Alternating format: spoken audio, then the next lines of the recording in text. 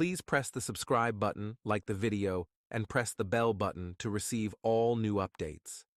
The Iliad, or the Troy epic, by Homer, for years and centuries, was just a poetic epic told for entertainment, until the city of Troy was discovered in the 19th century in northwestern Turkey.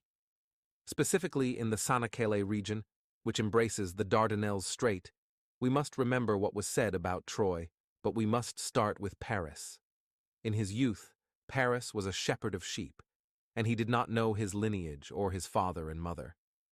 At this stage, his destiny was to hold in his hand a golden apple, which he had to hand over to what he deemed worthy of it from among the three goddesses, Hera, Athena, and Aphrodite. But he saw in Hera the consort of the chief of the gods, and in Athena the goddess of wisdom.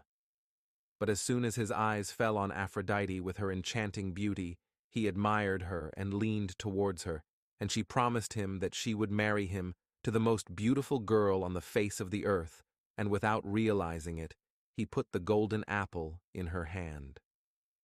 Despite the fact that his beloved Anonia, one of the sea mermaids, warned him, as soon as Aphrodite took the golden apple, she began plotting against Hera and Athena. Paris did not know what his rule between the three goddesses would force him to do in terms of bliss and misfortune. Aphrodite told him that his father was the king of Troy, and that his father he threw him into the desert on the day of his birth, fearing that the soothsayers would prophesy to him that this newborn would be the cause of the removal of his rule and ownership of Troy. One of the shepherds found him in the desert, took him and raised him, so he headed to Troy and participated in sports tournaments until he gained everyone's admiration, until he reached the Queen Mother and his sister supported him.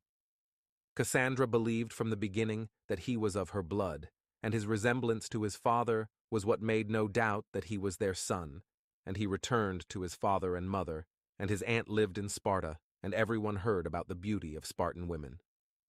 His dream was to marry someone from there, and he went with the fleet to Sparta. He was received there by the king of Sparta, Menelaus, and his wife, Helena. As soon as Paris saw Helena, the fire of love and passion burned in their hearts, and with time they agreed to flee together to Troy, and it was actually happening.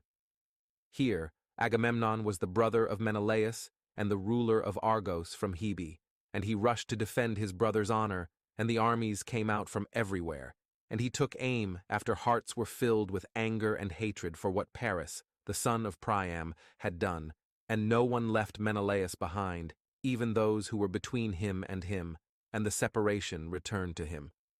Odysseus, who had long ago moved away, participated and claimed madness, and Achilles participated, even though his mother Thetis refused and told him that we have nothing to do with Menelaus and Helena. The Greek army gathered on the shore of Boeotia in preparation to sail to Troy, and Calchas, the soothsayer, predicted that the war would last 10 years. Thus, the enthusiasm of the warriors declined, had it not been for Zeus, as was said, sending the flame of fire into space, which raised the morale of the Greeks, and as soon as the ships raised their sails, stormy winds blew, and despair reappeared among the soldiers. So Agamemnon consulted the soothsayer, who told him that the gods Artemis would not allow the ships to move, unless if he brought his daughter Iphigenia near us, and in fact the gods went, despite the refusal of Agamemnon and his wife, and despite the refusal of the leaders, even Achilles, and the girl came forward to the altar, and suddenly everyone saw a fawn sacrificed in Iphigenia's place, and they realized that the gods had redeemed her with the fawn, and that she had been raised to Olympus. The ships sailed their way to Troy until they reached the isthmus of Sigeum, and they dropped their anchors, and it was a thunderbolt. Procylus was killed by an arrow from Hector, which is what the gods wanted, so that the blood of the first to set foot on the land of Troy would be a redemption for the blood of Iphigenia. The Greeks asked to negotiate, but the Trojans refused to hand Helena over to her husband. The war broke out between the two sides, and it lasted 9 years, and none of them were victorious. In one of Agamemnon's raids on villages, he kidnapped 2 girls, one for him, and the other to be Achilles.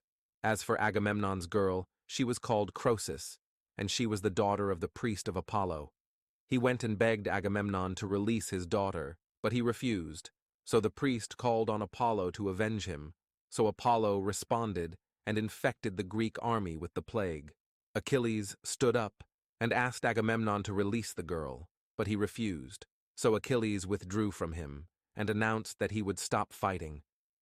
The gods Hera and Athena supported the Greeks in his revenge for Paris's killing of the golden apple. Hera instructed Athena, the goddess of wisdom, to see and explain the matter to Odysseus, and that he would not. It is necessary to return after Agamemnon decided to return, and Odysseus disagreed with him, and that victory was necessary. Aphrodite demanded that Mars, the god of war, stand against the Trojans. Mars was in love with Aphrodite, so he went to battle, throwing terror into the hearts of the Greeks. Apollo was also angry with the Greeks for what they did against the priest's daughter, and Zeus joined them in revenge for his indifference to Achilles, son of Thetis, Zeus's old love. Hera and Athena were terrified that victory would be won for Paris and Troy, so Hera rose and bewitched Zeus until he fell into a deep slumber. Poseidon went to Mars and convinced him not to support Troy. After the morale of the Greeks had decreased, Agamemnon went to Achilles to appease him and release the priest's daughter, and Zeus woke up from the situation. His sleep after Hera's magic was revealed, and he forces Poseidon not to stand against Troy, and here the tide of war tilted in favor of Troy, and they blocked the way for the Greeks so that they would not reach their ships. Here, Achilles' deputy, Patroclus, rose up and led the teams of the mighty Myrmidons, Achilles' followers, who came in 50 ships. Patroclus, in his uniform and armor, resembled Achilles, and Hector went down to confront him, believing that he was Achilles. He fought him and slammed him to the ground, and ordered the removal of his helmet and shield as a souvenir, believing that he was Achilles. Achilles knew what had happened and the killing of Patroclus. So Achilles goes off to announce to his followers that there will be no quarrel from today between him and Agamemnon, and that they are sons of one nation and together in this war. He shakes hands with Agamemnon, and Achilles heads to the walls of Troy, and after skirmishes between him and Hector, after a battle that took place that morning, in which the Trojans fled in front of the goal without following Achilles. After Hector drew his sword, Achilles shot him with an arrow in the neck, and he was instantly killed. Here, Achilles felt that he had avenged Patroclus. He removed from him the armor that was previously owned by Achilles and gave it to Patroclus himself. He tied Hector's feet to the chariot and began to roam the battlefield with it, while the corpse rolled in the dirt on the ground, a sight and hearing from the king of Troy, his wife, and all the people of Troy. Priam, the king of Troy, went in disguise to Achilles, begging him to give him the body of Hector. Achilles sympathized with him and gave him the body of Hector. The war broke out after the calm of 11 days, and while Achilles was walking around the walls and towers of Troy, his eyes fell in one of the towers on a beautiful virgin who was Polyxena, the daughter of Priam and sister of Hector, whose eyes transformed Achilles, the hero of the war, into a loving man who sent to Priam asking for his daughter in marriage, and to end what had begun between them. Peace was made between them, so Priam agreed, and the wedding ceremony was held on the battlefield, and Priam placed his hand in Achilles' hand, but the fortune-teller's prophecy was gradually fulfilled, that Paris would be the one who would take his father's kingdom. So Aphrodite suggested to Paris that he shoot an arrow at Achilles in revenge for Hector and the killing of Troy, so Achilles fell dead. And here is the second betrayal of the first Paris, when he violated the wife of Menelaus, king of Sparta, and the second was killed by Achilles after he wanted peace. Odysseus and Ajax carried the body of Achilles, and anger and revenge took control of the Myrmidons and the Greeks. And here he appears again like Cas, the soothsayer who inquires of the gods, and was guided to make a wooden horse. He gathered the most skilled carpenters and ended up making a huge horse that could accommodate dozens of elite Myrmidon fighters. The Greeks returned and withdrew to the beach, leaving the horse in front of the gate of Troy. They came out happy with their victory and pushed the horse into the center of the city. When the door was not wide enough to allow the horse in, they broke part of the city wall. When the horse settled for the night, Sinon crept in, unaware of the guards, and opened a hidden door. The Myrmidons came out one by one, slaughtered the guards, and opened the city gates.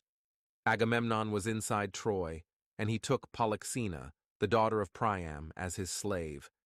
They killed and displaced the people of Troy and took off their ships. To return to Argos and Sparta, the sea gods sent winds that tore their sails and scattered them into the sea. The sea and Agamemnon's ships collide with the rocks, causing most of them to crash. Agamemnon dies upon his arrival at the hands of his wife, Clytemnestra, to remain with her nest, Aegisthus. Aegisthus inherits the throne of Agamemnon and becomes king of Argos. On the way back, the Greek fleet stops at a city located on the coast, where Hecuba, Priam's wife, learns that the king of the city, Polymestor, betrayed her son. Polydorus killed him out of greed for the treasure that her son was carrying with him, so she lured the king to her tent, after she tricked him into carrying a larger pouch than her son had. She and those with her stabbed him with pins and gouged out his eyes. Then she lured his sons and killed them within earshot of their father, who had become blind. In the end, Hecuba turned into a dog, howling and barking from her grief, and turned into one of the infernal dogs of Hecate. She was famous for her horrific revenge and was buried after her death in Cynossema, meaning that the memorial to her is between Abdera and Dardanus.